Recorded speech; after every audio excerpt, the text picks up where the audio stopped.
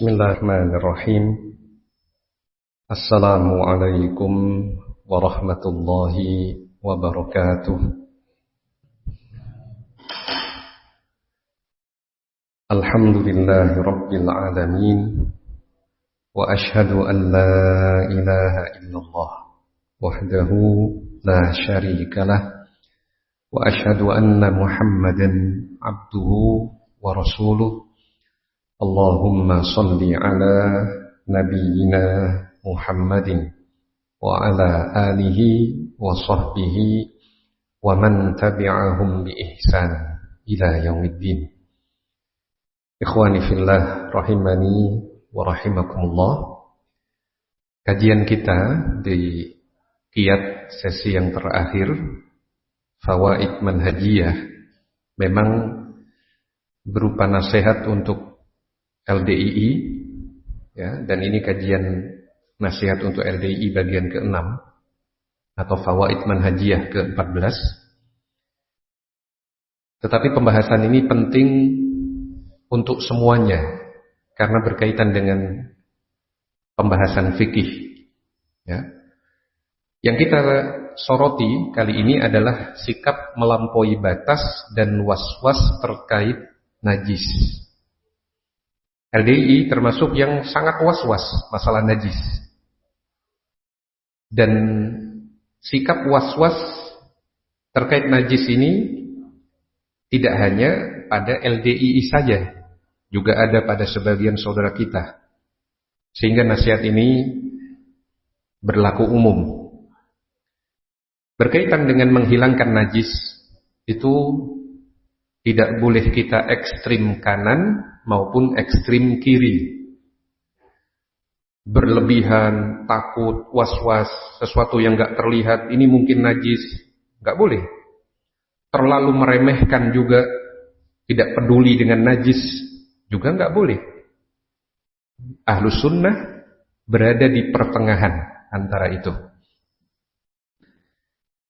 Salah satu penyimpangan LDII berlebihan dan was-was terkait najis. Kesesatan LDII apabila ada orang lain di luar kelompoknya yang sholat di masjid mereka, mereka akan mencuci tempat sholatnya. Dahulu saya menganggap itu karena mereka menilai orang di luar LDII itu kafir dan orang kafir najis. Dulu anggapan saya begitu. Tapi setelah ada masukan dari sebagian ikhwah kita yang dahulu di LDII, mereka mengatakan itu karena Ustaz, mereka itu begitu was-was dengan najis. Menganggap kalau di luar LDII cara bersucinya tidak benar, masih membawa najis. Sampai sebagian mereka itu kalau naik bis pun bawa koran-koran bekas itu. Sehingga mereka duduk di atas koran itu. Takutnya yang ada di bis itu masih najis.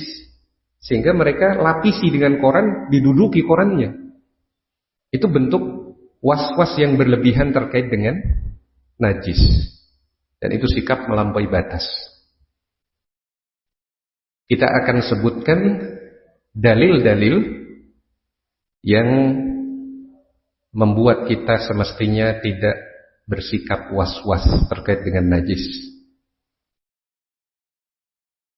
Di antara dalilnya adalah hadis riwayat Al-Bukhari dari sahabat Abdullah bin Umar radhiyallahu anhuma. Hadis ini menjadi pelajaran berharga yang disimpulkan oleh sebagian ulama bahwa tanah kering dan tidak nampak najis tidak perlu disucikan. Kalau tanah itu kering, jangan menduga, takutnya di situ ada najisnya. Padahal nggak terlihat sesuatu pun ada najis di situ. Ini yang berkaitan dengan hadis Abdullah bin Umar, riwayat Al-Bukhari, itu ketika masjid di masa Nabi masih berupa tanah. Gak ada keramik, gak ada plester, ya, tidak plesteran, masih tanah saja. Sahabat Nabi Abdullah bin Umar radhiyallahu anhuma yang waktu bujangnya dulu juga tidur di masjid.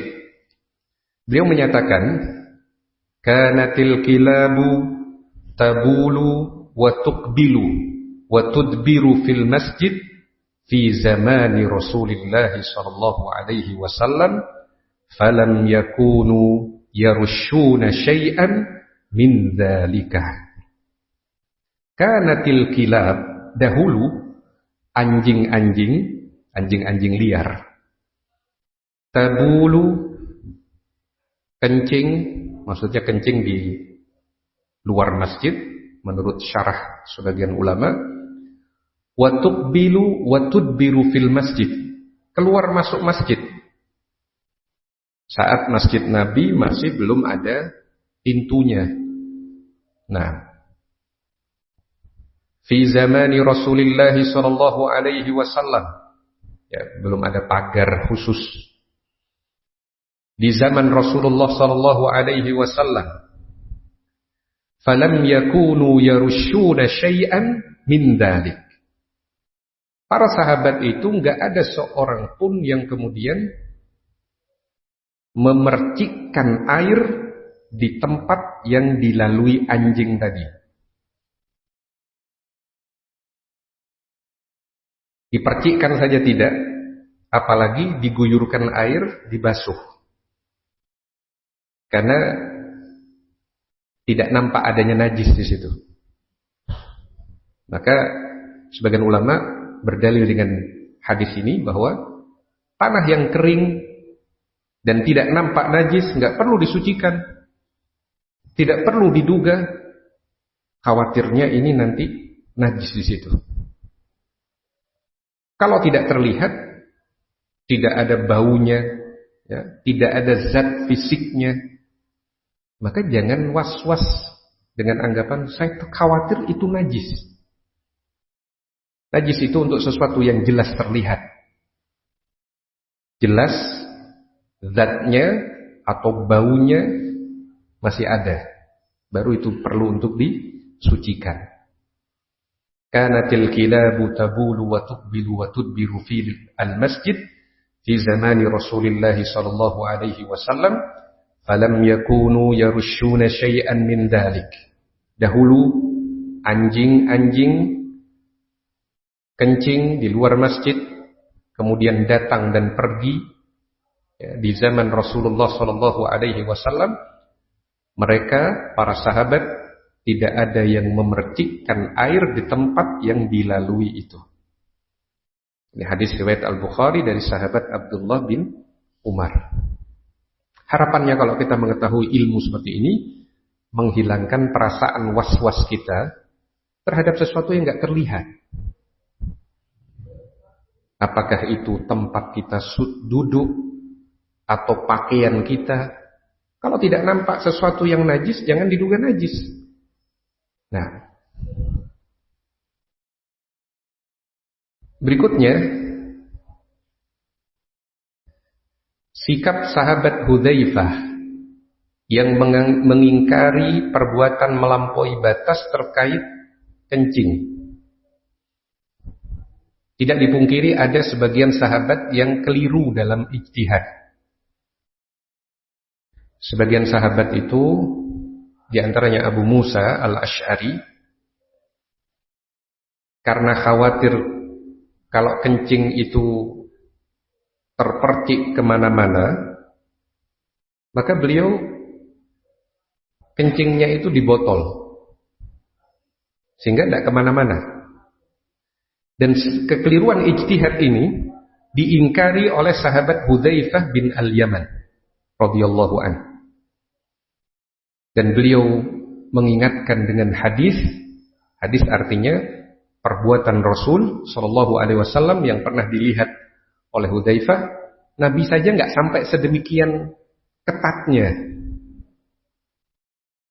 Kita baca hadisnya. Ini hadis ada dalam Sahih Muslim. An Abi Wa'il qala, dari Abu Wa'il ia berkata, kana Abu Musa yushaddidu fil baul. Dulu Abu Musa, ya, kalau dikatakan dahulu, ini mungkin bisa saja merupakan perbuatan terdahulu yang sekarang beliau sudah rujuk. Yang setelah pernyataan ini beliau sudah rujuk, Allahu a'lam. Karena Abu Musa dahulu, sahabat Abu Musa, dan beliau adalah sahabat yang mulia dengan berbagai keutamaan yang ada, yang kita tidak boleh merendahkan atau mencela beliau. Kalau ada kesalahan, itu kesalahan ijtihadiyah dari beliau. Yushaddidu fil baul. Beliau termasuk sangat ketat dalam urusan kencing. Wa yabulu fi qarurah. Abu Musa itu kencing di botol. Nah, wa yaqul, dan alasan Abu Musa berbuat demikian, Abu Musa menyatakan, inna bani Israila kana idza asaba jilda ahadihim baulun qaradahu bil maqarih.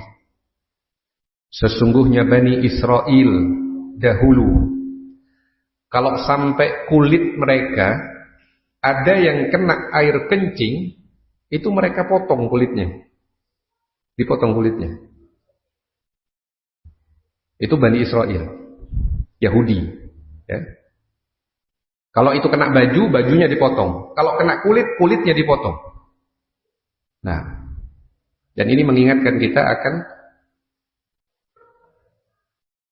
begitu mudahnya syariat Islam, syariat Nabi Muhammad SAW, menghilangkan beban-beban berat yang ada pada umat sebelumnya. Faqala Hudzaifah berkata, lawadittu anna sahibakum la yushaddidu hadha at-tashdid. Sungguh aku ingin agar sahabat kalian itu tidak bersikap keras dan ketat dalam permasalahan itu. Jadi diingkari oleh Hudzaifah bin al-Yaman. Falaqad ra'aituni ana wa Rasulullah sallallahu alaihi wasallam natamasha. Sungguh aku pernah melihat Rasulullah sallallahu alaihi wasallam saat kami berjalan bersama. Fa'ata subatatan khalfa haitin. Kemudian beliau mendatangi tempat pembuangan sampah milik suatu kaum di belakang tembok. Faqama kama yaqumu ahadukum. Kemudian beliau berdiri sebagaimana berdirinya salah seorang dari kalian. Fabala, kemudian beliau kencing di tempat pembuangan sampah, ya. Beliau kencing dengan berdiri. Fantabattu minhu, maka aku pun menyingkir dari beliau, aku menghindar. Fa asyara ilayya faji'tu. Kemudian beliau memberi isyarat kepadaku sehingga aku datang. Faqumtu 'inda aqibihi hatta faragha. Aku berdiri di belakang beliau hingga beliau selesai. Nah, ini hadis riwayat Muslim. Nanti kita akan ketahui dari penjelasan An-Nawawi rahimahullah bahwa dengan Nabi kencing berdiri, ya, itu sedikit banyak pasti ada percikan. Pasti ada percikan. Dalam kondisi tetap berusaha agar tidak kena pakaian, tidak terkena badan, ya. Tapi nggak sampai bersikap melampaui batas harus dimasukkan ke dalam botol, ya, khawatir terpercik. Tidak sampai batasan itu. Tidak sampai sejauh itu. Nah, ini hadis riwayat Muslim dari Hudzaifah. Jadi kalau mau diringkas catatannya, hadis Hudzaifah mengingkari Abu Musa yang kencing di dalam botol karena sangat berhati-hati. Kemudian beliau sebutkan hadis ketika Hudzaifah melihat Nabi SAW kencing berdiri. Itu hadis riwayat Muslim. Nah, sekarang kita baca penjelasan An-Nawawi rahimahullah terhadap makna hadis ini, hadis dalam Sahih Muslim. An-Nawawi rahimahullah menyatakan, maqsudu Hudzaifah anna hadha at-tashdid khilafus sunnah. Maksud Hudzaifah adalah bahwasanya sikap melampaui batas ini menyelisihi sunnah. Jadi meskipun sahabat dengan sahabat, kadang ada pengingkaran. Dan pengingkarannya disampaikan hujjah. Gitu. Maksud Hudzaifah adalah bahwa sikap melampaui batas ini menyelisihi sunnah. Sikap melampaui batas dari sahabat Abu Musa al-Asy'ari, semoga Allah meridai beliau. Nah, itu menyelisihi sunnah. Fa innan nabiyya sallallahu alaihi wasallam bala qa'iman. Karena Nabi sallallahu alaihi wasallam pernah kencing berdiri. Wala syakka fi kaunil qa'im mu'arradan lirrashish. Tidak diragukan lagi bahwa orang yang kencing berdiri berpotensi akan ada percikan. Walam yaltafitin Nabi sallallahu alaihi wasallam ila hadzal ihtimal. Namun Nabi sallallahu alaihi wasallam tidaklah menoleh pada kemungkinan ini, kemungkinan adanya percikan. Walam yatakallafil baul fi qarurah. Dan Nabi tidak mengharuskan kencing itu harus di dalam botol supaya enggak terpercik kemana-mana. Kama fa'ala Abu Musa radhiyallahu anhu, sebagaimana yang dilakukan oleh sahabat Abu Musa, semoga Allah meridainya. Dan sahabat Abu Musa al-Asy'ari adalah sahabat yang begitu indah lantunan bacaan Qur'annya dan menjadi tokoh bagi orang-orang Asy'ari dari Yaman, ya. Nah, dengan berbagai keutamaan dan kemuliaan yang ada pada beliau, tetapi dalam salah satu kesalahan ijtihad beliau adalah mengharuskan kencing di dalam botol, dan itu menyelisihi sunnah. Nah, wallahu a'lam.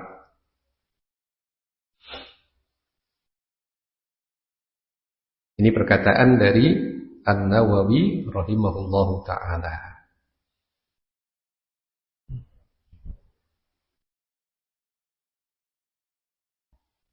Kemudian slide yang terakhir, ya, slide yang terakhir merupakan sebuah kesimpulan dan tambahan faedah berkaitan dengan masalah menghindari najis atau membersihkan najis.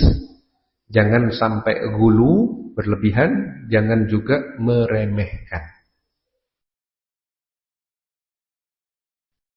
Sikap yang seharusnya berkaitan najis, tidak gulu dan tidak meremehkan. Menghilangkan najis adalah bagian dari ibadah dan merupakan kewajiban serta merupakan syarat sah solat, sehingga tidak boleh diremehkan.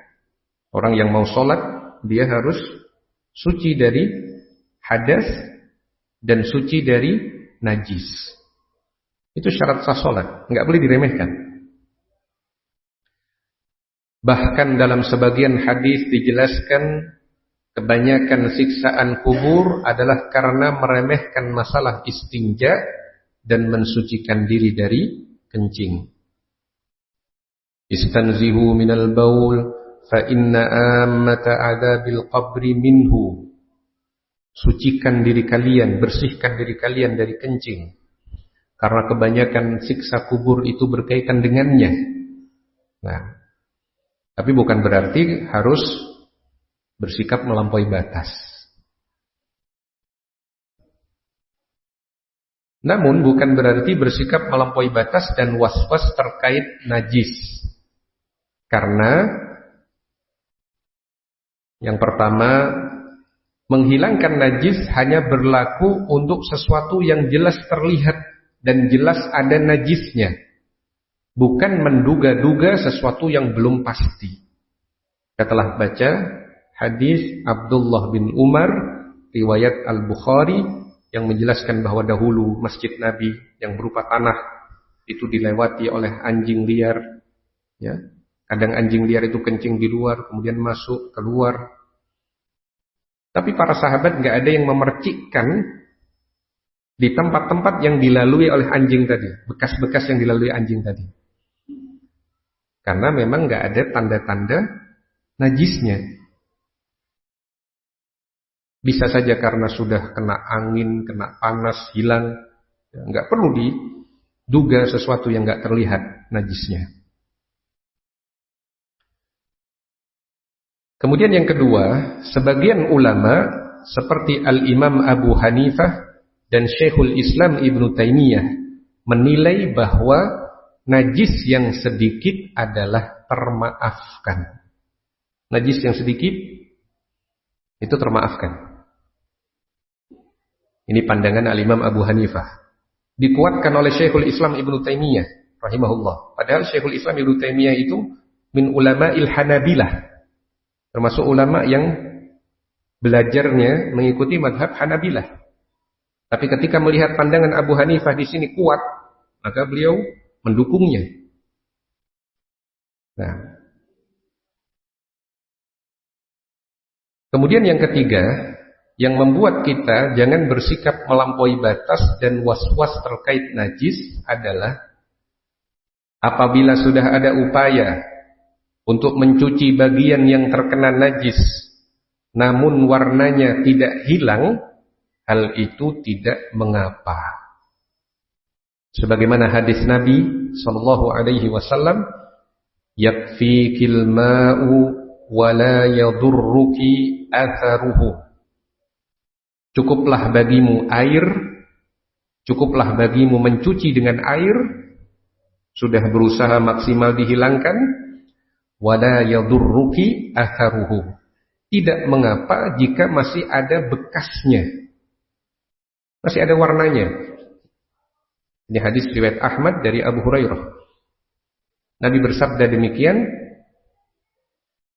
terhadap wanita yang bertanya tentang kalau haid itu mengenai pakaian. Darah haid pada wanita mengenai pakaiannya. Bagaimana? Maka Nabi menyatakan yakfikil ma wa la yadurruki atharu. Cukup engkau cuci dengan air. Kalau sudah upaya maksimal masih tersisa ada warna merah di situ, tidak apa-apa. Itu dimaafkan. Nah, jadi ini hadis riwayat Ahmad dari Abu Hurairah. Yakfikil ma wa la yadurruki atharu. Jadi intinya jangan remehkan masalah najis, lakukan upaya membersihkan najis, tetapi jangan bersikap melampaui batas dan was-was. Kalau sesuatu tidak terlihat ada najisnya, jangan diduga ada najisnya di situ. Dan sebagian ulama menilai najis yang sedikit itu termaafkan. Kemudian apabila sudah ada upaya untuk mencuci bagian yang terkena najis, namun warnanya tidak hilang, itu tidak mengapa, sesuai dengan hadis Nabi, yakfikil ma wa la yadurruki atharuh. Cukup bagimu air, cuci dengan baik, tidak mengapa jika masih ada sisanya, ada bekasnya, warnanya tidak hilang. Ini hadis riwayat Ahmad dari Abu Hurairah. Selesai pembahasan kita fawaid manhajiyah yang ke-14 sekaligus nasihat bagi LDI bagian yang ke-6, pembahasan yang ke-6. Nah, sebelum kita akhiri, mungkin ada pertanyaan? Dipersilakan. Ya.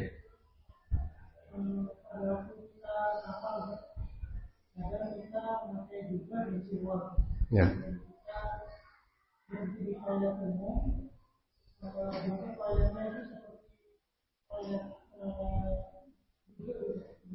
Ya.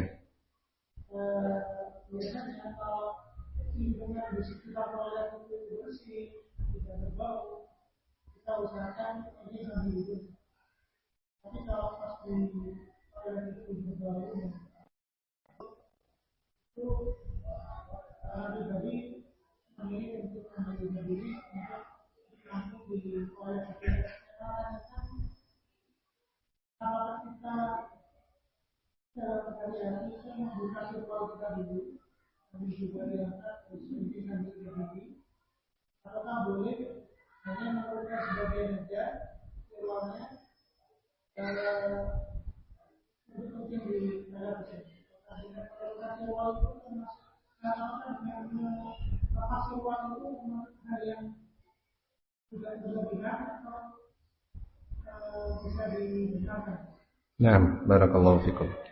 Jadi berkaitan dengan masalah kencing ketika kencing berdiri, ya, di toilet umum, biasanya seseorang ketika di toilet umum itu, kalau toiletnya bersih atau tidak bau, kencing dengan duduk, dan ini yang lebih sering dilakukan oleh Nabi Shallallahu Alaihi Wasallam.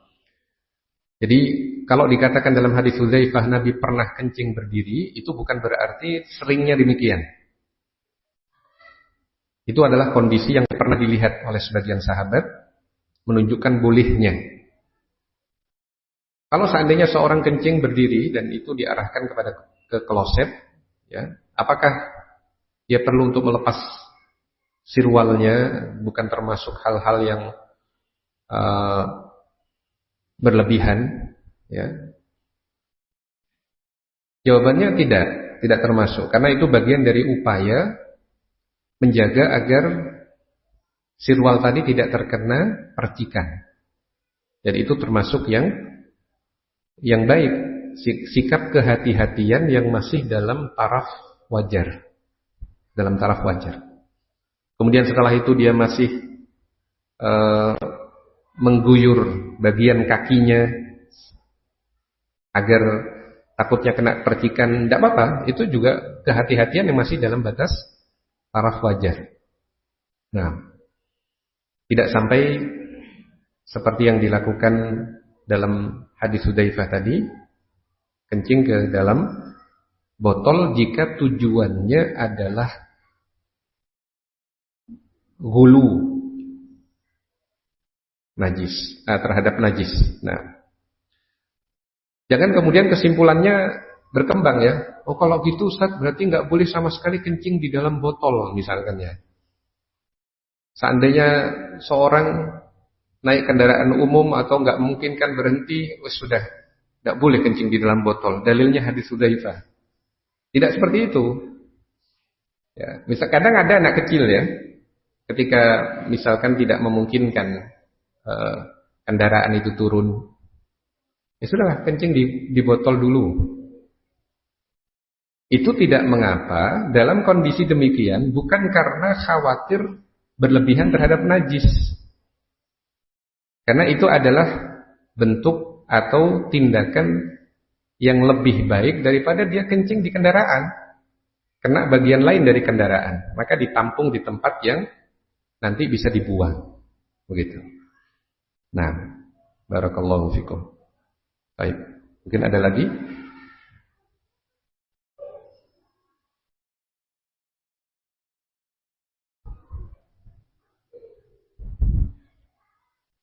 Silakan jika ada pertanyaan sebelum kita akhiri.